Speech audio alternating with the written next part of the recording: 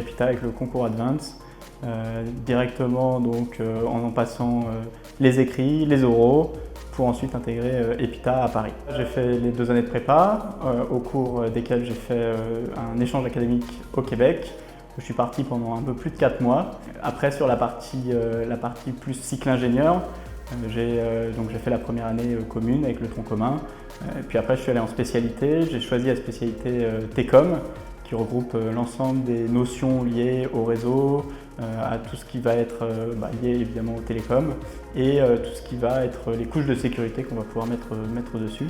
J'ai fait ce choix-là après un stage que j'ai fait chez Bouygues Telecom, au cours duquel j'ai vraiment découvert et beaucoup appris sur tous ces sujets-là qu'on ne voit pas forcément en profondeur sur les années précédentes. À la fin, j'ai terminé par un stage de fin d'études que j'ai fait aussi chez Bouygues Telecom sur un poste complètement différent.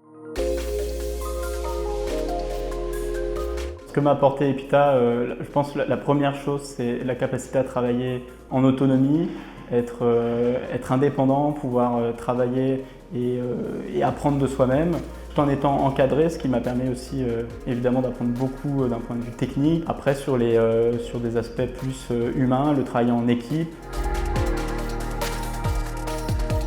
Donc maintenant que je suis diplômé d'EPITA, je travaille dans un grand groupe français des télécoms. Je suis ingénieur avant-vente. Donc l'objectif d'un ingénieur avant-vente, c'est d'aller au contact des clients pour comprendre leurs besoins techniques, mais aussi d'un point de vue financier, d'un point de vue calendrier, d'un point de vue fonctionnel, et puis pouvoir accompagner leurs collaborateurs finalement dans ces changements.